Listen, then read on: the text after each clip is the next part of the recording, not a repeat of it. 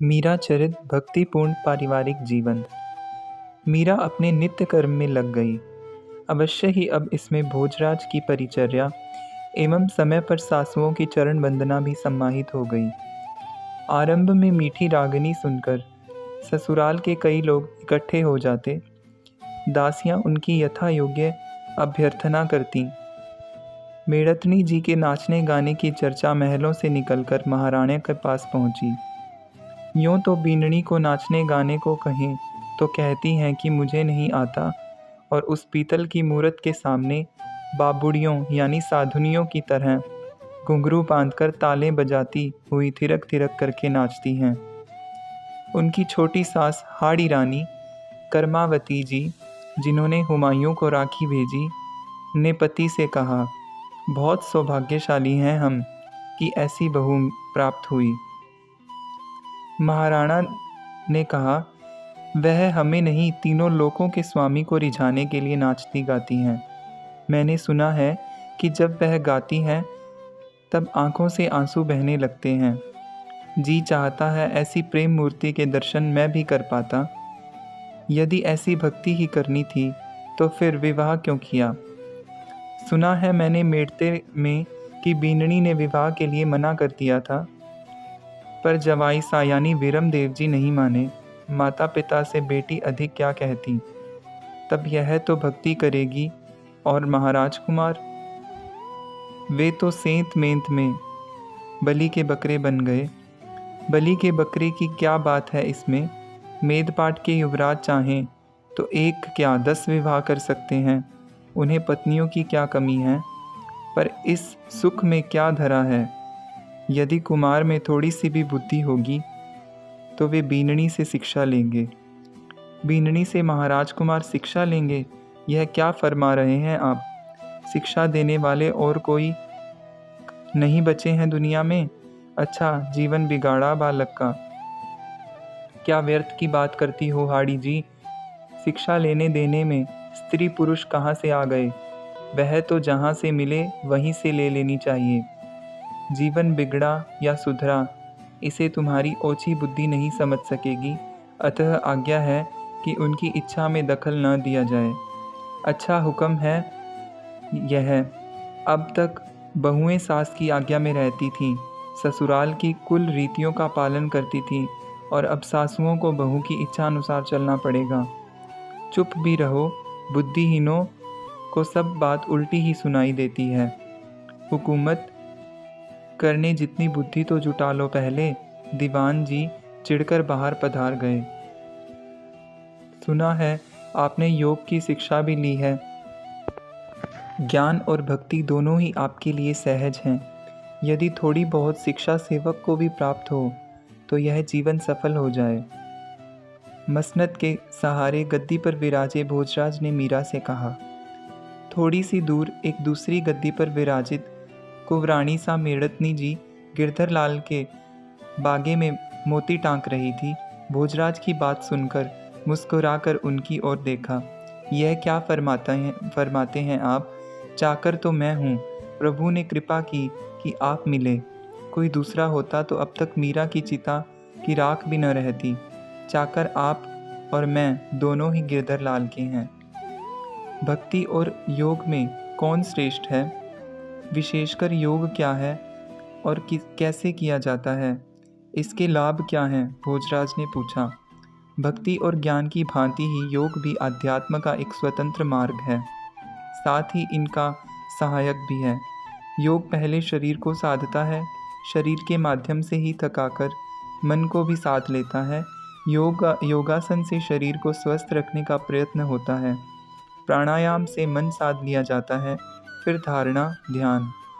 कुंडलिनी के जागृत होने पर उसके उत्थान का प्रयत्न होता है, और उसके ब्रह्मरंध्र तक पहुंचने पर परमानंद की प्राप्ति।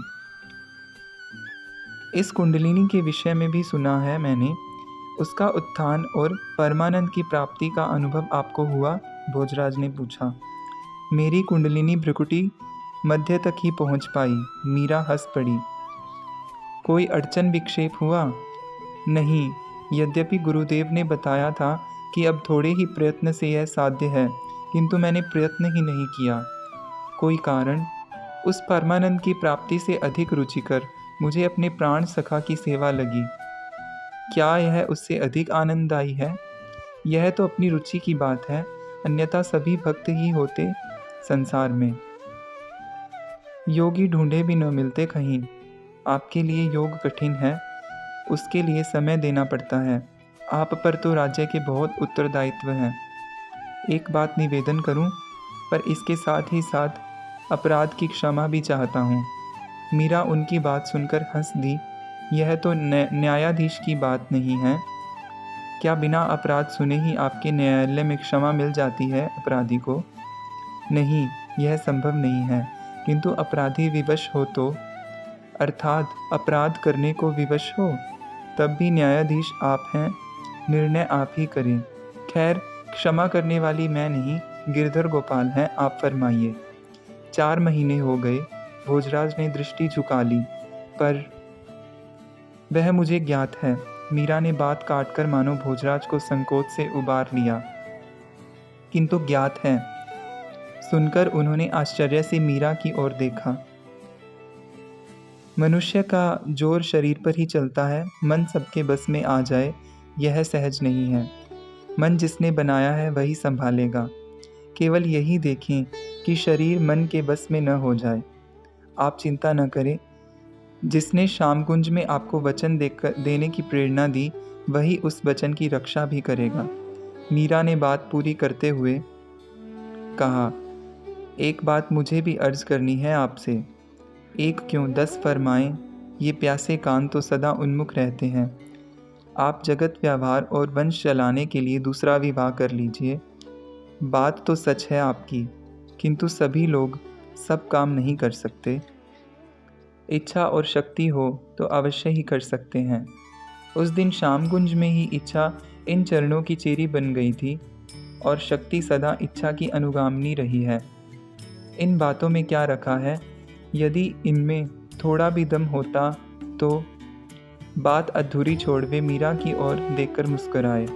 रूप और यौवन का यह कल्प वृक्ष मेदपाट के युवराज को छोड़कर पीतल की इस मूरत पर न्यौछावर नहीं होता और भोज, शक्ति और इच्छा का दमन कर इन चरणों का चाकर बनने में गौरव नहीं मानता।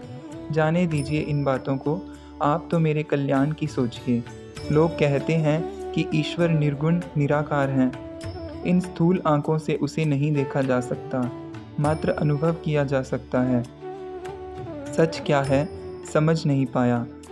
इस उलझन को सुलझाने के लिए बहुत साधु संतों के पास रोता फिरा हूँ, पर मन को बांधे ऐसा समाधान कहीं नहीं मिला।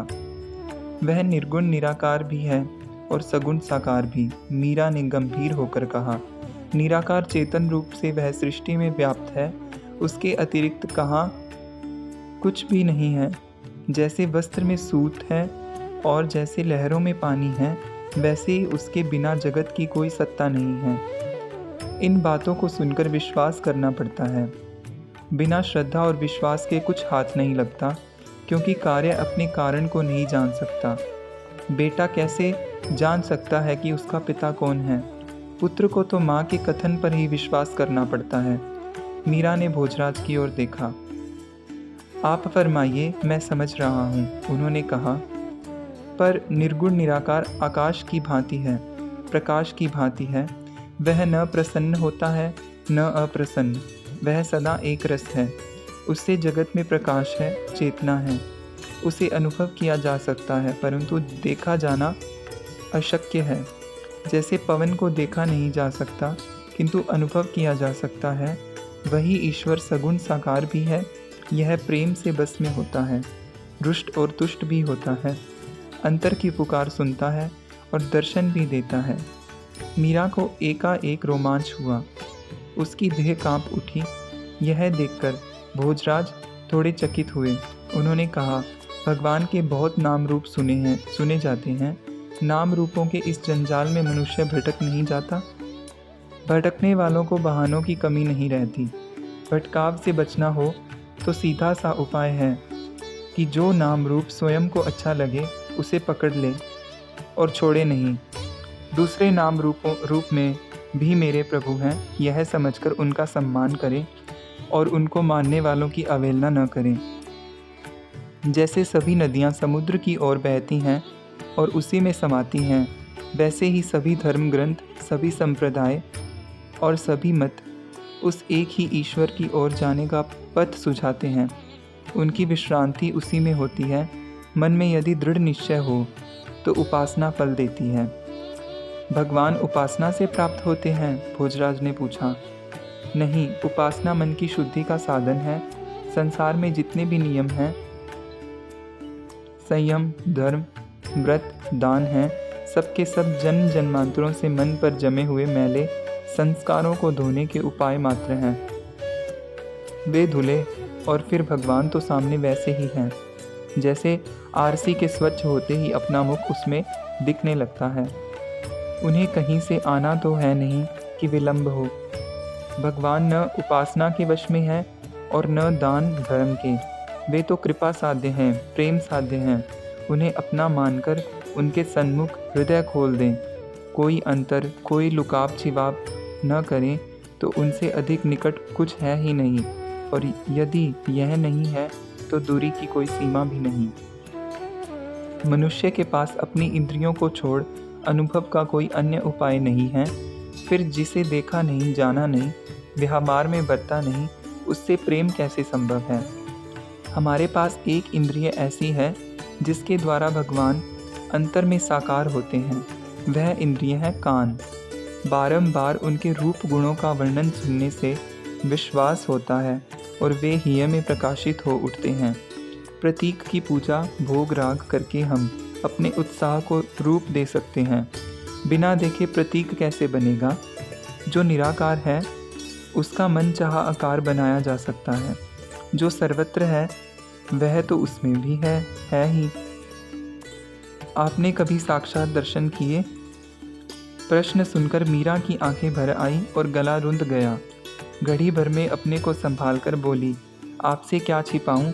यद्यपि यह बातें कहने सुनने की नहीं होती, मन से तो वह रूप पलक झपकने जितने समय भी ओझल नहीं होता। किंतु अक्षय तृतीया के प्रभात से पूर्व मुझे स्वप्न आया कि प्रभु बींद बनकर पधारे। देवता और द्वारकावासी बारात में आए। दोनों ओर चंवर डुलाए जा रहे थे। सिर पर छत्र तना था। उस रूप का कैसे वर्णन करूं? जिस अश्व पर वे विराजे थे वह श्याम कर्ण अश्व, पूर्ण श्वेत, पर कान काले, अरुण चूड़ सी उसकी गर्दन थी। उसका साज सहस्त्रों मशालों और दीपों के प्रकाश में चमचमा रहा था। ऐसे पांव धरता था वह मानो भूमि पर अंगार बिछे हों। यद्यपि इस जीवन में, संसार में मैंने आपके राजकरण अश्व के समान शुभ लक्षण और सुंदर अश्व नहीं देखा, तथा आपके समान कोई सुंदर नर नहीं दिखाई दिया, पर उस रूप के सन्मुख कुछ भी नहीं, कुछ भी तो नहीं। मीरा बोलते बोलते रुक गई। उनकी आंखें एक ओर देखती हुई स्थिर हुई और देह कंपा उठी, मानो अत्यधिक शीत से उनके दांत बजने लगे। भोजराज चित्रलिखे से देखते रहे। फिर संभलकर उन्होंने मिथुला को पुकारा। दासी हाजिर हुई तो उन्होंने उसकी स्वामिनी की ओर संकेत किया। उसने मुंह धुलाया, व्यजन से पवन डुलाया और जल पात्र मुख से लगाया। उन्हें चेतना प्राप्त हुई तो मिथुला बाहर चली गई। फिर भोजराज ने प्रश्न किया, मैं क्या कह रही थी? मीरा ने किंचित लज्जा कर पूछा। स्मरण नहीं रहा। आपने फरमाया कि प्रभु अक्षय तृतीया को बींद बनकर पधारे थे। हुक्म, हथ लेवा यानी हस्त मिलाप हुआ। उनके पीताम्बर से मेरी साड़ी की गांठ बांधी गई। फिर भंवर हुई। उनके वे अरुण मृदुल चारु चरण, उन्हीं की और दृष्टि लगाए मैं अनुसरण कर रही थी। हमें महलों में पहुंचाया गया। यह हीरक हार। उनका एक हाथ उठकर गले में पड़े हीरे के हार को टटोलने लगा। उन्होंने गले में पहनाया और मेरा घूंघट ऊपर उठा दिया। यह वह नहीं है जो मैंने नज़र किया था। भोजराज ने सावधान हो पूछा। वह तो गिरधर गोपाल के गले में है, मीरा ने कहा और हार में लटकता चित्र दिखाया। यह इसमें प्रभु का चित्र है। मैं देख सकता हूँ इसे। भोजराज चकित हो उठे। अवश्य। मीरा ने हार खोलकर भोजराज की फैली हथेली पर रख दिया। मीरा भोजराज ने देखकर सिर से लगाया और वापस लौटा दिया। आगे उन्होंने पूछा। मैं चरणों में झुकी और प्रभु ने बाह में भर लिया मुझे। मीरा की आंखें अधमुंदी हो गई, होठ फड़फड़ाते रहे पर वाणी खो गई। गोपाल म्हारा सर्वस्व, म्हारा प्रभु, मुँह थारी भवो भव, थारी म्हारा नाथ।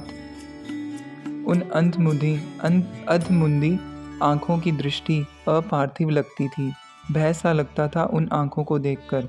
भोजराज ने घर बाहर और रणांगण में भी ऐसी दृष्टि कभी नहीं देखी थी। उनसे ढलते आंसू लगा जैसे मोती की लड़ियां टूटकर झर रही हों। मीरा के हाथ से वस्त्र सुई गिर पड़ी, हाथ गोद में गिर पड़े और सिर से साड़ी सरक गई। पाटल पंखुड़ी से होठ खुल गए और उनमें से श्वेत दंत पंक्ति झांक उठी। भोजराज ने गौर से देखा, कहीं भी दिखावा नहीं था। जी चाहा कि उठकर थोड़ा पानी पिला दे, पर अपनी विवशता स्मरण करके वैसे ही बैठे रहे। कुछ देर बाद देह में चेतना के लक्षण दिखाई दिए।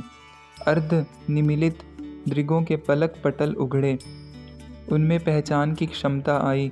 उन्होंने आंचल से मुंह पोंछा, भोजराज की ओर देखकर दृष्टि झुका ली।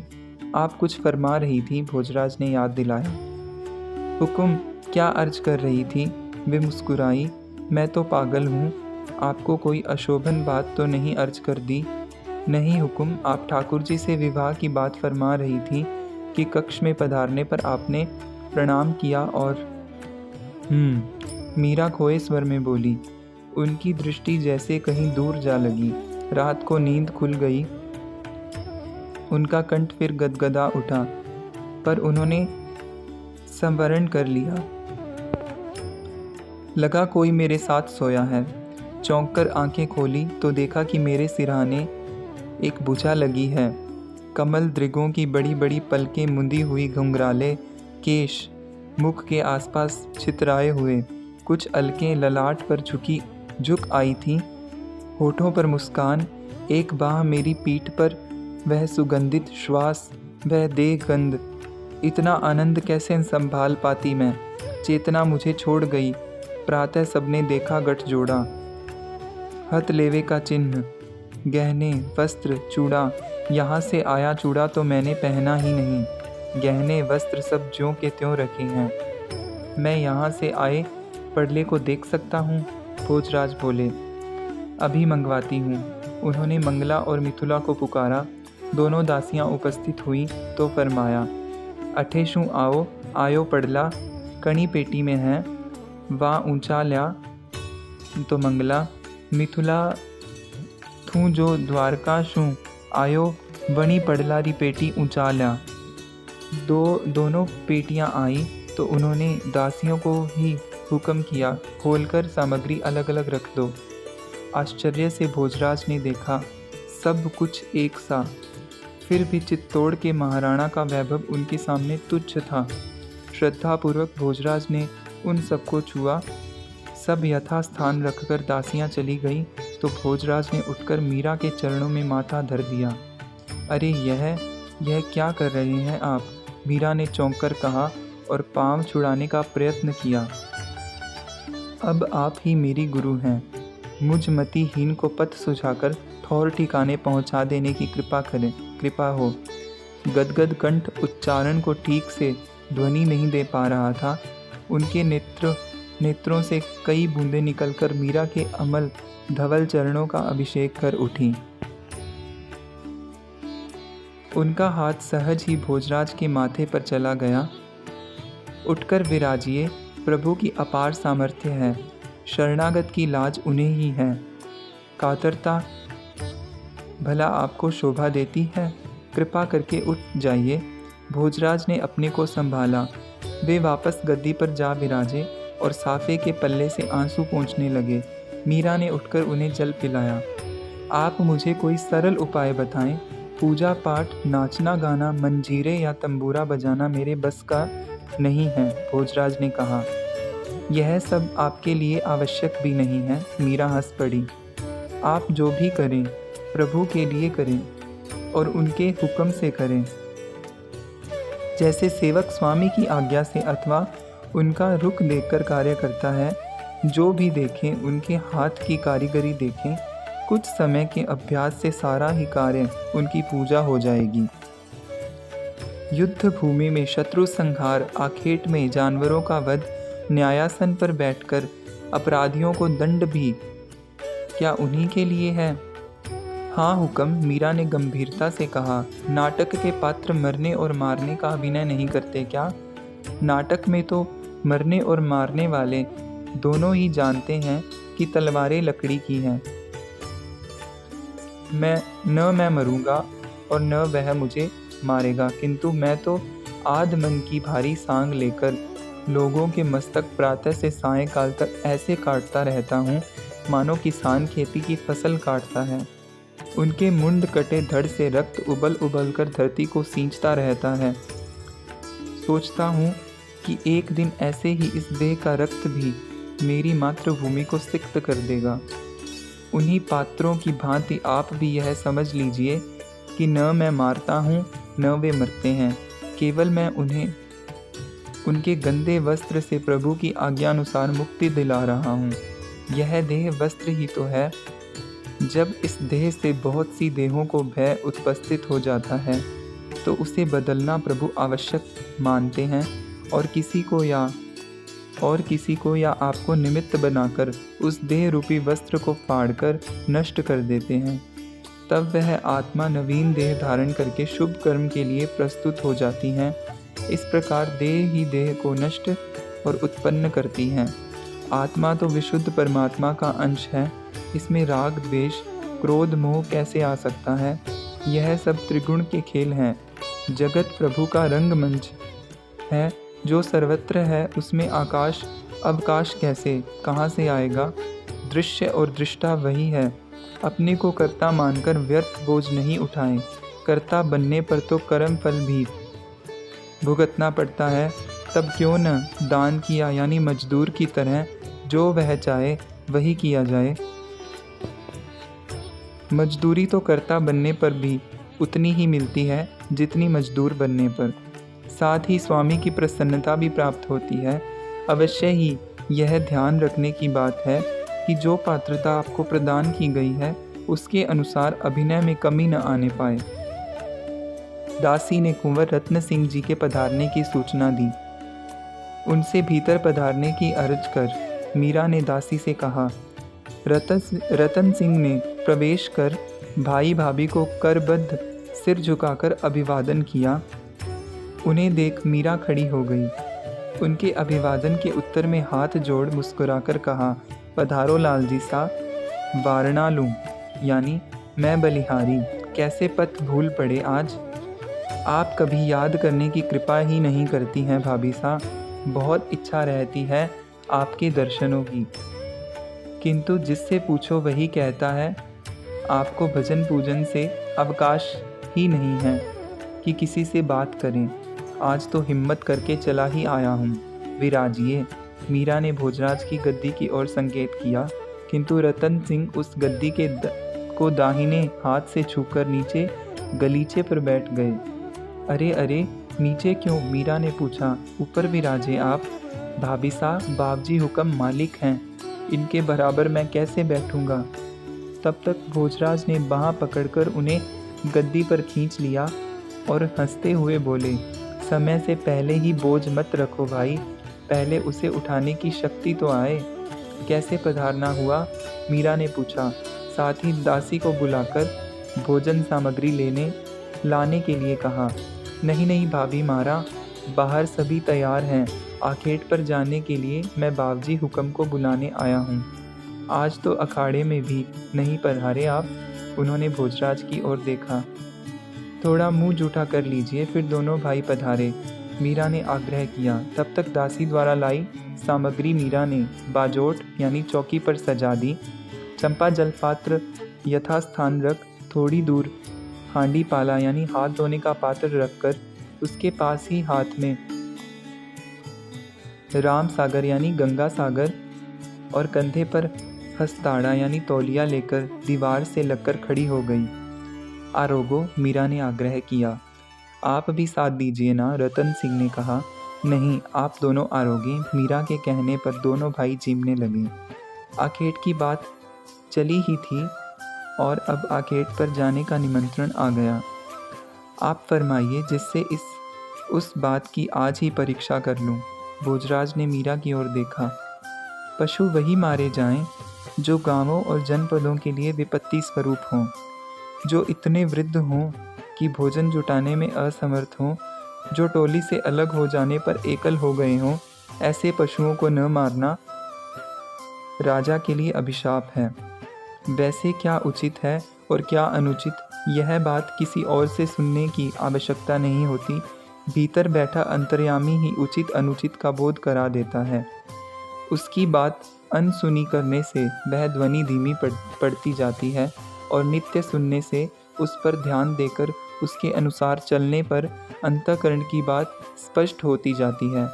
फिर तो अड़चन रहती नहीं। कर्तव्य पालन राजा के लिए सबसे बड़ी पूजा और तपस्या है। दोनों भाई जीम चुके तो केसर जूठे पात्र उठा ले गई और चंपा हांडी पाला ले समीप गई। राम सागर से जल ढाल करके पहले भोजराज के और फिर रतन सिंह के हाथ धुलाए। कंधे से उतारकर हाथ पोंछने का वस्त्र उनकी ओर बढ़ाया। हाथ मुंह पोंछकर वे चलने लगे तो मीरा ने मुखवास और तांबुल पात्र बढ़ाया। पान ले रत्न सिंह ने अभिवादन किया और भोजराज के पीछे पीछे बाहर चले गए। बोलिए श्री मीरा चरित जी की जय। जय जय श्री राधे, जय जय श्री राधे, जय जय श्री राधे श्याम।